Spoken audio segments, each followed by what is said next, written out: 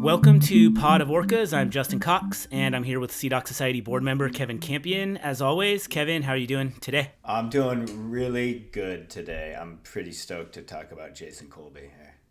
That might have been a spoiler alert, but yeah, I'm great. It says it in the episode title, so I think people got it. As you said, we're talking to Jason Colby, who is a history professor at the University of Victoria, among other things. He's also an author, and a very good author.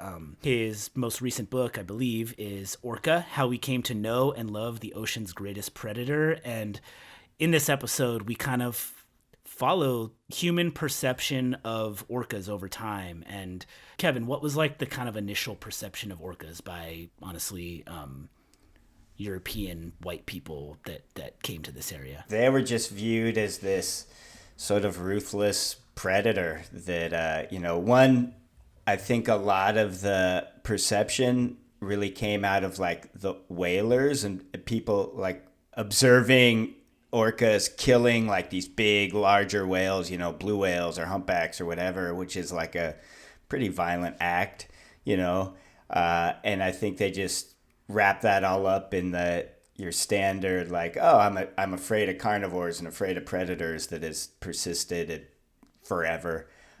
This book follows the way we've perceived orcas over time, from beasts that needed to be killed to amazing smart animals that could be kept in tanks for show to amazing smart animals that should be out in the wild. And oh my God, why are we putting these animals in captivity? Which is kind of where we are now. Yeah. I can't say enough about how much inspiration I take from that change of perception and more, I think, from the timeline that it happened. Oh, he mentions this, you bring it up, people's perception of these whales, and with it kind of whales in general, flipped so, just over the course of 10 years, 20 years, something like that. Like, that is an amazing thing. It's an amazing story because you're getting this thing told from the perspective of a kid whose dad worked in that world, that was part of the process of taking whales into captivity, who's then kind of recounting it as a historian. And also you're hearing a bit about the evolution of his dad's kind of like feelings about what he was a part of over time. And you hear from some of these people that were involved in that toward the end of the book in ways that I think, and we get to it toward the end of our interview, that are pretty affecting. I get a little bit of chills talking about it. Seeing the pace that change happened and thinking about some other like big environmental issues that we have, climate change being the first one that pops into mind. And if the information is presented in the right way, like, we as a culture can change, and quickly if we need to. And that's a pretty powerful message. Okay, so I'm going to kick it over to Jason Colby. You can get the free Sea Doc Society newsletter at seadocsociety.org/newsletter to follow what's happening with the whales and this ecosystem, the Salish Sea, as a whole. You can also find us on all the social media apps. Make sure to subscribe to this podcast, give it a rating and a review. That helps other people find it. Tell a friend about it, and let's continue to tell the story of this cool species. Without further ado, here is Jason Colby. Thanks, Kevin. Yeah, thank you, Justin. This series is made possible by our amazing sponsors: Shearwater Kayak Tours, Rain Shadow Solar, Two Beers Brewing Company, Deer Harbor Charters and the Averna family, Betsy Wareham and West Sound Marina, the San Juan County Marine Resources Committee, and Apple State Vinegar. Thank you also to an anonymous donor who sponsored in the memory of Nancy Albach. We are a science-based organization on Orcas Island, and we are part of the Karen C. Dreyer Wildlife Health Center at the UC Davis School of Veterinary Medicine. Jason Colby, welcome to the podcast. Thanks for having me on. Great to be with you. Jason is the author of Orca, How We Came to Know and Love the Ocean's Greatest Predator, which is a very cool book. I'm curious if this book was something that was kind of in the back of your head for a long time, because a quick parenthetical, like, you have a background in history and you're a very natural storyteller in a way that I think this book is jam-packed with like citations. It's very rooted in the history of this species, but you have a personal story connected to it. So it's like you have this skill set in history, but also you're kind of telling a personal story, and I'm just curious how you ended up there. That's a great way to put it, actually. I do have a very personal connection to this story. Having grown up on both sides of the border in the Salish Sea, my father being deeply involved in this story, in this industry in the 1970s. Growing up, I watched him be haunted by that story as people became more and more fond of orcas in the region, and a lot of that guilt about his past history in this really started to show, I think, certainly when I was growing up, in the 1980s and early 90s. And so I'd say that even though I went on to become a historian, went to graduate school, got my PhD in history, it did a different project for my first book, entirely different project about the banana industry in Central America. This was a story that was knocking around in my head probably my whole life, that I needed to wrestle with. So a major takeaway for me in reading the book is it's a complicated history, because a lot of the reason that we feel the way we feel about killer whales now, or the popular perception of killer whales in the Pacific Northwest, has to do with capture and captivity, which is itself a sad part of history. But the perception we have now wouldn't be the perception we have if not for people connecting individually with these animals and the science that came as a result of being around these animals while alive for the first time ever. How's that sound as a takeaway for someone having freshly read the book? When you're writing history, when you're researching history, you come upon and have to confront these nuances and complexities and paradoxes constantly. It's very rarely a case of the black hats and the white hats, and the clear villains and the clear heroes. And in this case, the history of orca capture and captivity in the Pacific Northwest is what I often refer to as an unthinkable history for the region. It's a dark history that a lot of people in the region, either don't know about or want to forget, or often displace onto forces from outside the region, like SeaWorld. But it was actually Pacific Northwesterners that sort of drove this story. And at the heart of it, the transformation and the context I try to show is that our relationship to animals more broadly, but certainly to marine wildlife up until the mid to late 1960s certainly was really shaped by the extractive economy of the Pacific coast. And so when people are looking at animals and marine life in particular, salmon, even fur seals and such, and even great whales as sources of commodities and and making a living, then you tend to view predators like orcas as threats, either to your living or to yourself. And so even in this region where we think about ourselves as as very, very fond, and we are very, very fond of the orcas that spend much of their time in this area, it wasn't always like that. And it's actually a very, very brief time ago in the span of history that people were eliminating marine mammals, were targeting killer whales for elimination, were shooting and harassing them for fun or out of fear. And it was actually this process of live capture that transformed that. Yeah, so let's go there. So you kind of start the book by going much further back in time to sort of talk about these species and just perception of killer whales and whales in general. But then the speed with which perceptions change from like the 60s through the next, it's like really in just a matter of decades. How do they go from being killer whales or Sinus orca, demon from the netherworld, to take us through the 60s to the 80s, 90s, and maybe even all the way up to Blackfish and now? Like, yeah, I mean, I guess I'd start off by saying that it's important to contextualize this about sort of indigenous history in the region first. And a lot of people assume that there's sort of a uniform fondness and close relationship between indigenous peoples in the area and orcas and other marine life, but it's complicated and shaped by their economics and cultures depending on where they were. And so there were different relationships that indigenous peoples had in the area, depending on whether they were mostly, reef net fishers or river fishers or whalers in the case of the Nuchalnath and the Macaw. The Macaw, for example, actually hunted orcas on occasion. But there was, prior to sort of European settlement, there was a general perception of orcas as, along with other, marine life, as having a place here, having a place and, in a sense, a right to exist and the right to their space and their living. And so in lots of ways, the extractive economy I was talking about before sort of unsettles that and challenges that. And so to get back to your question, I just wanted that context in there first.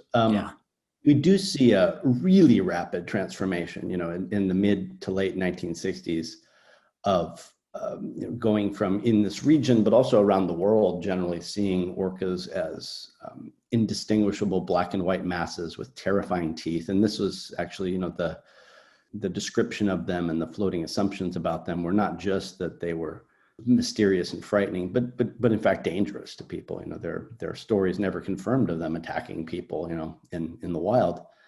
And what we see happen, and it's driven in the north, it's really driven by events in the Northwest, is this rapid transformation in human perceptions of and relationships to killer whales. And at the heart of it is a couple accidental but also intentional captures of orcas alive for the very first time, as opposed to being shot, and hunted or being killed by scientists, which was the only form of science in the region until then. And at the heart of this, I would argue, is and we see this actually in other dynamics in other forms of captivity, is as you bring animals into human space, into urban space. The first captivity of an orca of any length is in Vancouver, 1964, the animal known as Moby Doll.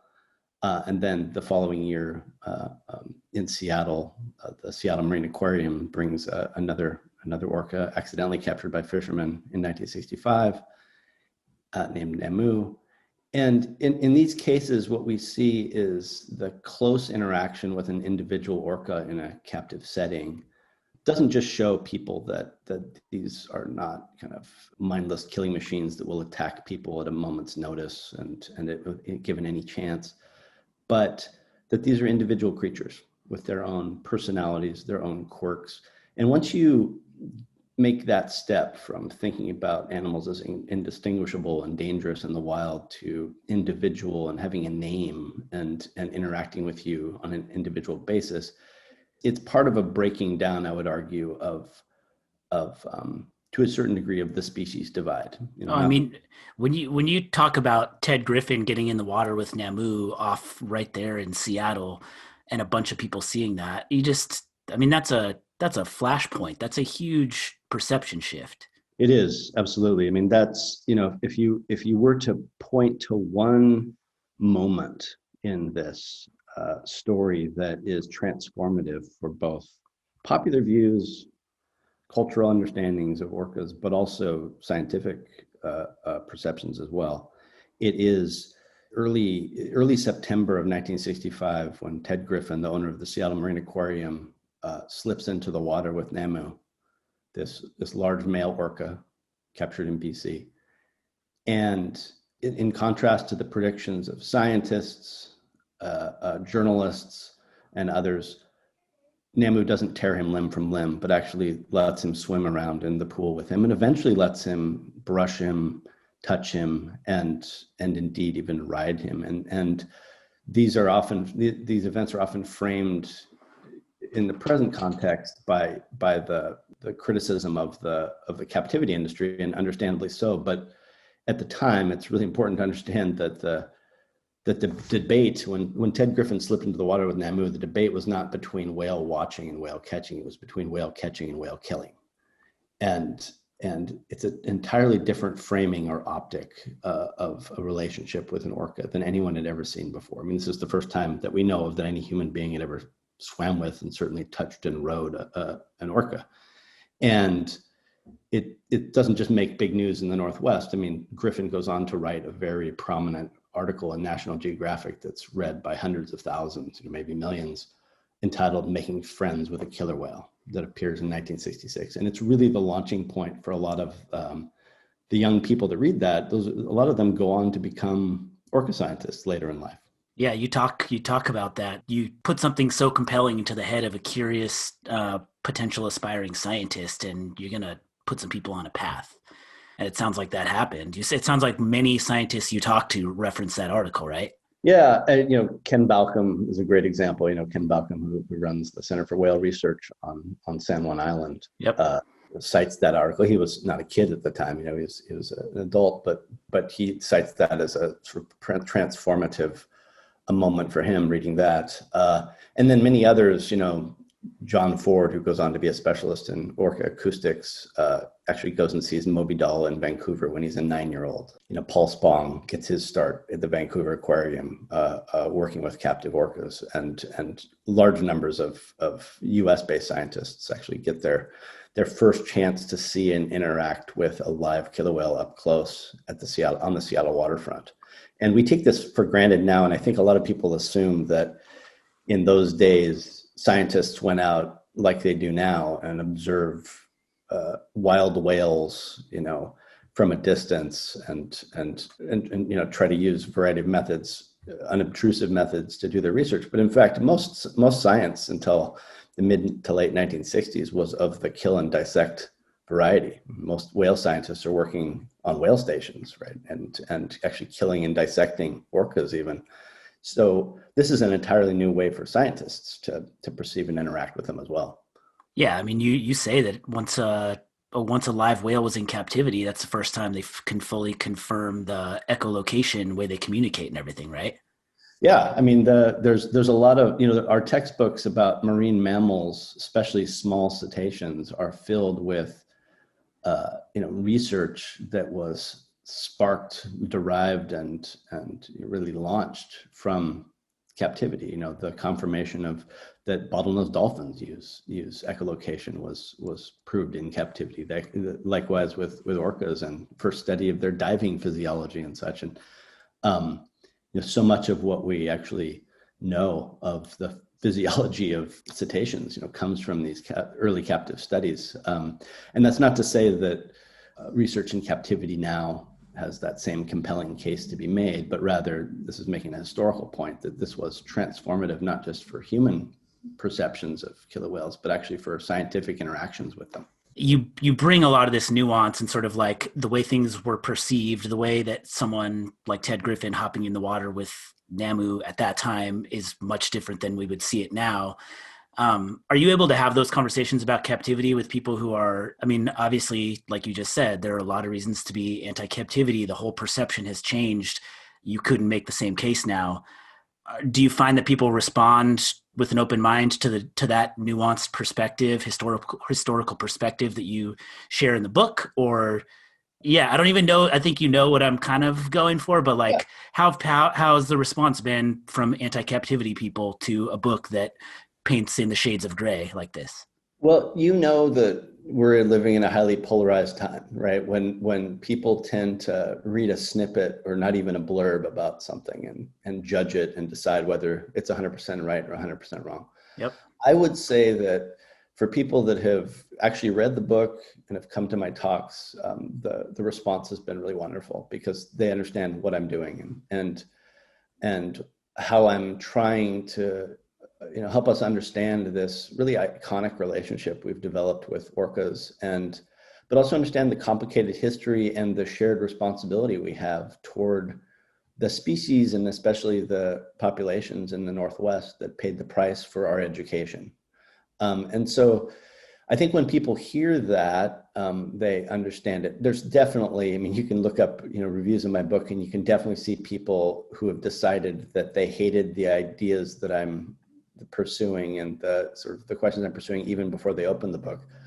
And you always run into that. But, I think people that have read it carefully or have listened to me understand that, the purpose of the book is not to make an apology or a defense of the captivity industry, neither its history nor its present, but rather to understand how interwoven that history is with with how we feel about not just orcas, but marine life now. And so it was a question of how much I should put myself and my father's story and my family story into the book, precisely because, there was a concern that people would see that my father had this own history, participating in captures on both sides of the border, and immediately decide that this is just a book trying to sort of whitewash that history. Of course, if you actually read the book, I'm wrestling in a really difficult way, I think, with the costs of this history, especially for killer whales. And the book wraps up with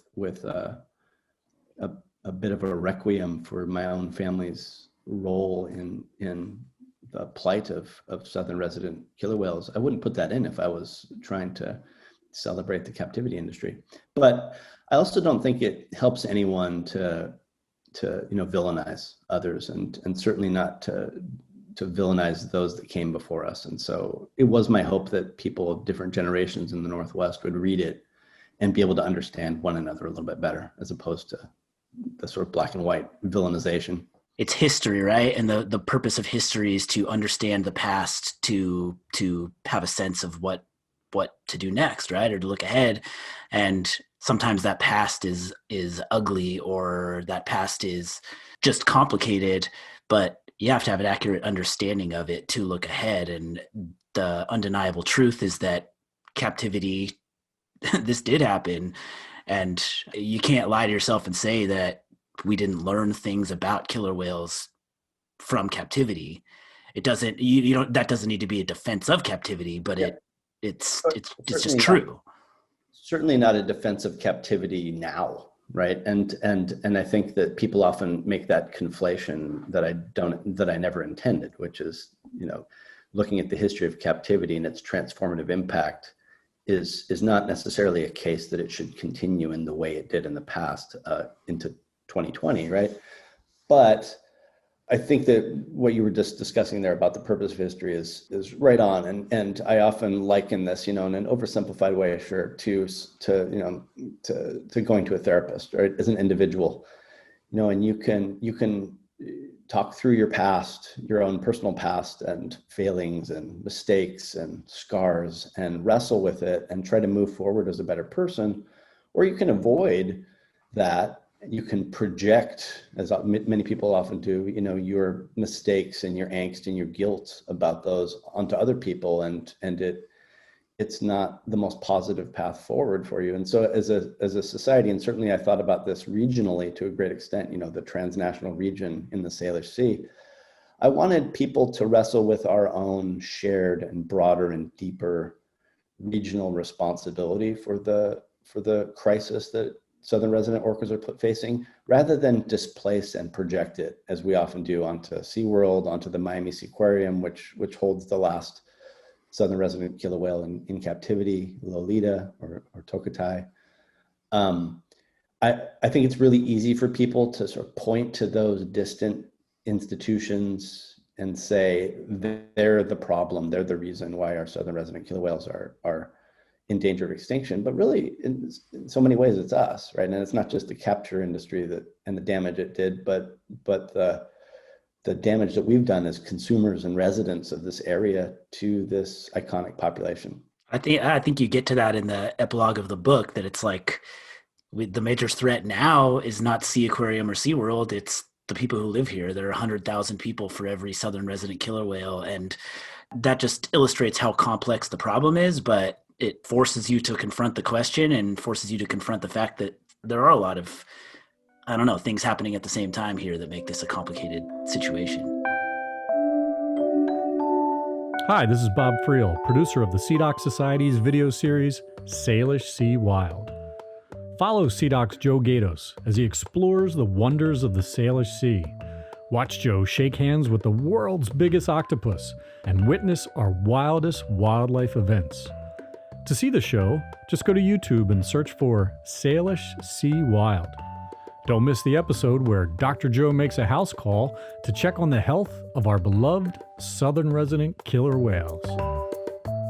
I want to ask about this moment in the mid-'70s, or This moment in the 70s where SeaWorld comes to Puget Sound, it's just sort of an incredible scene.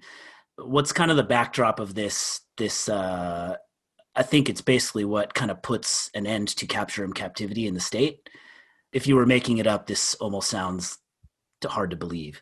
Yeah, I mean, there are a lot of cinematic moments in this book, and I'm not saying that to pump myself up as a writer, but rather to say that there are a lot of scenes that I felt like almost wrote themselves with how sort of visual and striking they were, and this one, the capture in Bud Inlet in southern Puget Sound in March of 1976 is definitely one of these where if you indeed tried to pitch this as a movie idea, someone, an executive would find this implausible.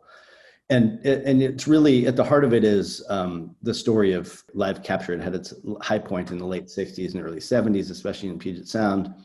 Some really, contentious events happen, including the rounding up of nearly all of the southern residents, by Ted Griffin's company, which releases almost all of them, but still, there are many taken out for captivity and several that are killed in the process accidentally.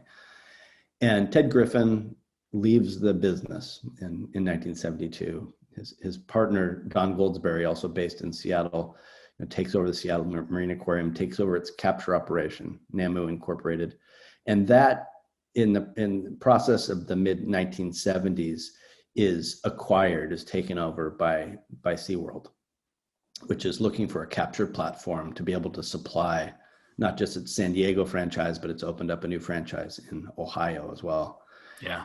So it's looking for a reliable supply. And that team, owned by SeaWorld, but really it's still staffed by the Northwesterners and the fishermen and such who had done the previous captures, makes a capture in Bud Inlet right off of the Washington State capital of Olympia. And, as luck would have it, or serendipity would have it, this is just within days of when legislators in Olympia at that state capital are debating the possibility of making Puget Sound a whale sanctuary, an orca sanctuary. And it's also just a couple days before an orca symposium is scheduled to be held just a couple of miles away at Evergreen State College. And so all of these events sort of collide or intersect to create this extraordinary moment where the SeaWorld team captures most of a pod of what we now know are transient or mammal-eating big killer whales, and try to hold them there to select them out, to measure which ones they can take under regulations to take back to SeaWorld. And while this is happening, protesters start surrounding the capture site in kayaks and on the beach and start demanding the whale's release. And even more sort of serendipitously, when the capture had happened, an aide to Governor Dan Evans, Ralph Monroe, the longstanding now former Secretary of State of Washington, was out on a boat with friends when this happened. And so he rushes to the governor and to Attorney General Slade Gordon and asks them to intervene, which they do. They end up suing the U.S. government, which had given SeaWorld the permits for the capture, as well as SeaWorld. And it becomes this extraordinary drama played out not just in the courts in Seattle, but on the front pages of Seattle newspapers, the Post-Intelligencer and the Seattle Times. And it's this extraordinary moment where I think a lot of people, and certainly in Western Washington, express their conviction that this kind of relationship, this kind of violent, rounding up of an increasingly iconic species is simply not acceptable to them, and they're going to oppose it. And eventually they drive SeaWorld out. SeaWorld agrees never to catch killer whales in Washington state waters again. This directly leads to concrete policy in the next couple of years, right? There's continuing issuing of permits and captures. SeaWorld's going to go to Iceland, sort of out of the public eye, to capture killer whales for their facilities, but also going to try to go on to Alaska in the early 1980s.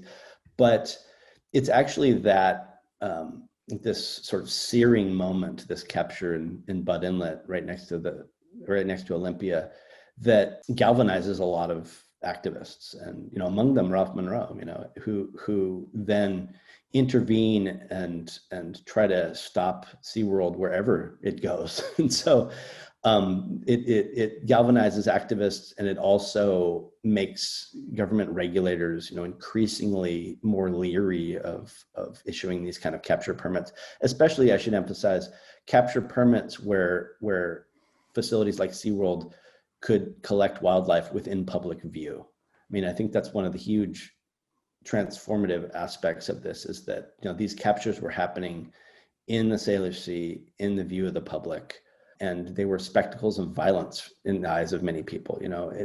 Of course, whaling is still taking place offshore, but it's outside the public view. And right. whereas these are, in an area where there are increasing numbers of, recreational boaters out, on the waters, and they're there to enjoy sea life and not watch it sort of traumatized and captured. This podcast is kind of in the tradition of, I think that telling stories just really matters. And I personally am extremely fascinated in it. Obviously you are as well. A thing I really enjoy about the book is that it's basically gathering and rounding up all these other pieces of culture, whether it's movies or documentaries or just documented moments or National Geographic articles or what's the smutty magazine? Stag magazine with the cover of the menacing killer whale attacking the two shirtless guys on a life raft. I think you talk about what do you talk about the connection to the Navy with that? Yeah, well, that's a sort of fascinating moment, and truth be told, that's a more of a sort of inductive guess on my part about that connection. But in December 1953, the magazine Stag, which is kind of a predecessor to Playboy, although it's a little bit more of a adventure magazine at the time, it usually had menacing creatures on the cover, attacking brave men, and the December 1953 issue has an orca attacking these two sort of bare-chested guys on a life raft. It's clearly about to devour them, and it's within months of that issue coming out that U.S. servicemen based in a NATO base in Iceland participate in an attack on orcas in Icelandic waters at the request of Iceland's government. And I think it's a fair guess that at least a number of those servicemen in Iceland might have seen that cover of Stag magazine. Fascinating. Within weeks of that, and they end up over the next few years actually end up strafing and machine gunning probably hundreds of orcas in Icelandic waters. And so it's a bit of guesswork there, but it's, a potential clear connection between sort of a media image and actual acts of violence. Has that always been a fascination to you, or what do you think is the value of communicating and storytelling in our perception of a species like this, in a species where our perception has shifted so quickly in the grand scheme of history over just the last, in a matter of decades, really? Someone who was trained in kind of media studies would have approached this story differently, and might have done a better, a more nuanced job with some of the media imagery and storytelling that I bring in. Obviously as a historian, I'm trying really hard to use those sources in a sensitive way and contextualize them, and it was really important for me to get as much of that material, including the visual sort of media images, in for the readers to give a sense of how this imagery and how these perceptions are changing, and to utilize that with what I think comes more naturally to me, which is telling these stories of people and their transformations and their experiences, especially through oral history, which is a real sort of core of the book, is me sitting down with these people and hearing their stories. But what I will say is, a big challenge of that is a lot of, animal historians, if you could call them that, people that are doing the historians working on the history of human relations with animals. They will often focus on sort of the human, the discourse, if you will, the imagery, the way that people construct images of animals and particular species as part of how we construct ourselves as humans. But the challenge for me was doing that and tracing this transformation of people's perceptions of this species, but at the same time actually trying to tell at least give a sense of the lived experience of these killer whales themselves, who are living creatures with their own cultures and choices and actions that we can't necessarily understand, but who certainly affected history, affected their own history, affected human history. And I draw on science a lot for that. And so I'm trying to combine, I guess, these very human sources, media and such, and the narratives that people produce, which with their intersection with these orca stories that I can't interview orcas, obviously, but I try to put together a lot of their lives and how they might have experienced this. Yeah. But I mean, I think there's a Victor Sheffer quote in there that says, seeing them in aquariums individualize these creatures. They were no longer just whales in the abstract. And that alone kind of gets at what you're talking about. We can't entirely tell their stories, but if you have individual animals with individual things people are observing that are basically completely reshaping the way they think about a species, a ton of power in that. Absolutely. And if you know who Victor Sheffer was, the power of that becomes even more profound. There's a guy that was, at the Marine Mammal Biological Laboratory in Seattle, and his life's work really was managing and regulating the U.S. government's fur seal harvest in the Pribilof Islands, so basically overseeing the slaughter and processing of tens of thousands of marine mammals. He also worked, as other scientists did there, with the commercial whalers that were working out of California. But then he goes on to be, at the head of the Marine Mammal Commission, goes through his own transformation later in his career, writes a book called Year of the Whale, which is still a celebrated book. And he himself, becomes a critic of capture, even though most of his career was about killing. That shows, I love that quotation because that comes, long after he's retired, where he's actually reflecting on this transformation. And even he himself, who was critical of capture and captivity, is acknowledging the role that it played in even a scientist like him and his transformed perceptions. You're talking specifically about someone like that, who is basically a human embodiment of that contradiction around this species. Absolutely. And it's definitely my conviction in the way that I practice history and the way I write, to trust my readers with the connections that I help draw for them. It's not to club them over the head with sort of prescriptive, analysis. And so, I aimed for a book that was inviting to read and suggestive, and I don't really close it out with a prescription of what I demand that they take from it. But I did hope to, unsettle some assumptions and hopefully encourage a shared sense of responsibility toward the, not just an appreciation for the transformation and how rapid and complete it was in our relationship with orcas, but a sense of a shared responsibility for the marine ecosystem that nourishes us. And that's much more of a subtext of the book, but I try to model it through my family and my family obviously being haunted by this and accepting the responsibility for its part in the damage. And I'm trying to model that for readers as a way for us to accept a regional responsibility for these creatures that deserve to have a place here too, and deserve to be able to make a living here too. Yeah, a conversation I had a few days ago with Joe Gatos, our science director, whom you've met, who says hi, by the way, is like around something like say Free Willy, a massive movie that has a big impact on the general cultural perception of killer whales, in a way that which is sort of indisputably a good one, right? Like it basically introduces a lot of people to the idea of captivity and elicits a lot of sympathy and empathy for this species. But that doesn't change the fact that a moment like that, a story like that, a thing to put in the culture like that isn't possible without captive killer whales. That's just true, right? Absolutely. For those that are old enough to remember, Free Willy had a comparable impact to Blackfish, right? They're 20 years apart, 1993 and 2013. One's a documentary, but Free Willy is a feature film. But for those that saw it as kids, it's a really iconic film. Not just, it opens with a montage of J-pod, the southern resident pod here. And then it actually sort of frames a lot of the understandings of this, because those whales are captured by these kind of faceless, dastardly fishermen who are selling them to captivity.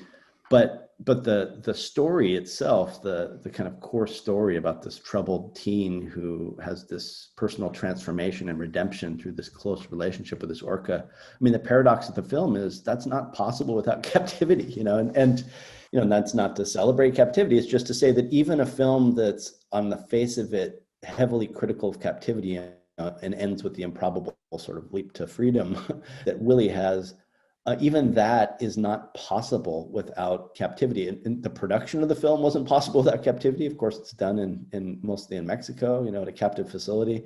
And the story itself relies upon captivity. I mean, you can't interact with orcas that closely in the wild.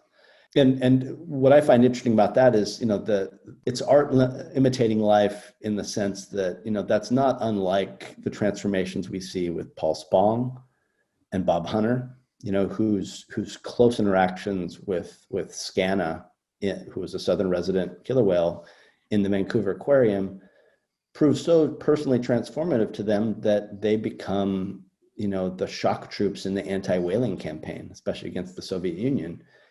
And, in Hunter's case, he just has one very close, well, he has a couple, but one really searing, transformative moment with Scanna where she briefly grips his head with her teeth and then lets go.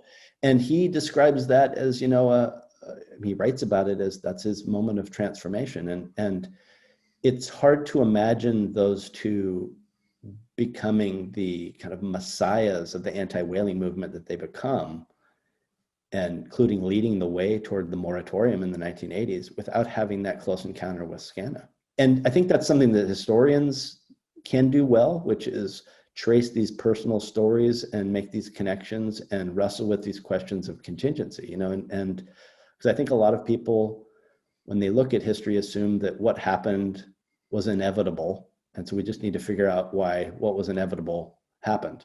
But that's not actually how it works. I mean, history is full of nuances and contingency. And one can ask the counterfactual of what would have happened if Paul Spong hadn't had the opportunity to work with Scanna. Yeah, I find all of that endlessly compelling. And of course, it would be crazy to say Free Willy changed a lot of people's perception of captivity for the better, and therefore it's a great case for why we should have more killer whale captivity. Right. That's crazy. But it doesn't mean that first statement isn't true. And it's the same thing for the Paul Spong and Scanna. And like it's a running thread through the book. It's just, this is part of the history. How intertwined captivity is with our knowledge and fondness of orcas in ways that we often want to deny, right? Yeah. And I mean, you're weaved in with all of that is one particularly kind of haunting thing that I read that just has kind of stuck with me. So I typed it out. Is I think you're talking about Lolita, the last remaining southern resident in Florida, who has received a ton of news coverage and is I think a lot of people know Lolita's story. Is I can't remember which researcher is looking at her in her tank, but it's like the condition is good, the water looks clean, yada yada. But what does a life spent alone do to a complex social animal hardwired for acoustic stimulation? Do young orcas fear silence the way children fear the dark? This is an orca separated from her family while young in a tank in captivity. That's like haunting. That's a haunting thought. Yeah, it's a great passage for illustrating what I meant when I said I couldn't have written this book until I was at a certain stage in life. And so that's a passage that I simply wouldn't have imagined penning until I was a father myself. And I did go to Miami with Ted Griffin. That's that scene where he's there with me. And this is the man who captured her, right? That scene took place in January 2016. So even then, that's 5 years ago almost, she had been in captivity for 45 years and almost 46 years. And I I certainly wrestled with how to understand that when I was there and how to write about it afterward. And I will say that, my experience as a dad, watching little human creatures, come into the world and realize how important their families are to them, and how they wrestle with their fears. It was hard not to see that. And that's partly what I mean by the breaking down of species barriers. And it's uncomfortable for scientists often, to acknowledge that, animals experience emotions or grieve, their losses in a way akin to people. But I actually think it's a really useful exercise to make that leap. And so, yeah, that there were a lot of passages in this book, honestly, that left me crying afterwards. And that was one of them. Yeah, it's a heavy thought. Um, okay, well, as we wind this down, I've really enjoyed this, by the way. It doesn't feel like the right way to ask to as we end this. Like, you talk about like what's our moral obligation? What do we owe them?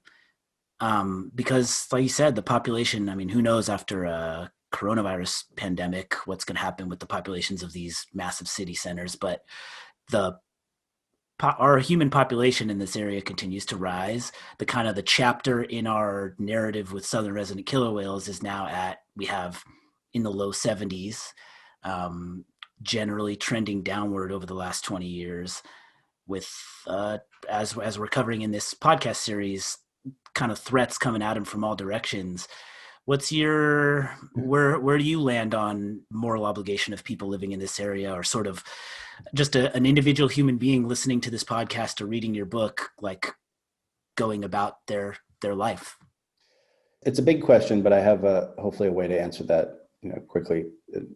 As you said, it's important to remember that this is a population that recovered quite a bit into the late 1990s before they've crashed in the last 20 years. And that crash has nothing to do with captivity, at least directly, and everything to do with what's happened to their ecosystem in this growing area. This is a region that people move to or come to visit from all over, North America and the world to be closer to nature, but that has an inevitable impact on nature, right? And I think that we tend to forget when we're living in cities how much our presence there as consumers, as polluters, displaces the very nature that we treasure, right? Just to give you a quick example, people love going to the Pike Place Market to see that sort of cornucopia of seafood, and there's almost this extravaganza and celebration of all the seafood that's available to consumers in Seattle. And I think people tend to forget that, very little of the seafood that you see there is actually from Washington State. It's coming from, lots of places, mostly Alaska, precisely because we've devastated and overfished and drained the Salish Sea of its rich resources. And so when you look at orcas, at southern resident orcas in particular, who rely, overwhelmingly on Chinook salmon runs, you're talking about a species that, a population that, for thousands of years has had this reliable culture and understanding of where to find this food. And it's been very efficient. And in the blink of an eye, ecologically, we've changed that, even as we, devastated their population. So the way I often think about this is the southern resident killer whales are, in my mind, without question, the most significant and transformative population of cetaceans on the earth for their impact on humans, on human culture, on human history. Yeah. They profoundly changed us, but they paid an astonishingly high price and continue to pay an astonishingly high price for our mistakes and our education. And the only way to put that, I would say, is that we have a moral debt to them. And that debt, there's lots of threats, but for me, at the core of that debt is an obligation that we have to make sure that they have enough to eat, enough for their offspring to eat, a way to make a living in this space that we have denuded and polluted and emptied. And that for us means, we shouldn't be catching, either for sport or for commercial gain, we shouldn't be catching local Chinook salmon runs until we know that they have enough to eat. I grew up as a fisherman in Washington State. I know how iconic that is for people. But, this is the price we need to pay. We need to think about removing dams that will help replenish those runs. And I guess the thought I always like to leave people with, because, certainly for those who really care about the environment, and especially for kids growing up who are worried about, climate change and environment, it's really important to give people hope, as opposed to just spreading, this dark, horrible news, all is lost. Yeah. And I would really emphasize that, that we have seen that nature can heal if we give it space and time. And that's true of the southern resident orcas, and that's true of, salmon runs. If we just, let some of these rivers heal and return to closer to their natural state, nature can heal if we give it a chance. It's that we keep it under siege, that sort of creates these sort of this dark pessimism, but it really we can turn things around. Well, this was a huge pleasure to talk to you, and really enjoyed the book. The book is called Orca, How We Came to Know and Love the Ocean's Greatest Predator. Where can people find more about you, Jason? I'm probably not a very good self-promoter in the sense that, I have my website on the University of Victoria, where I'm professor and chair of the Department of History. You can find a bit more about me there. And you can certainly look up the book at Oxford University Press's website as well. Very cool. Well, enjoyed this, and we'll be in touch. All right. Thank you so much.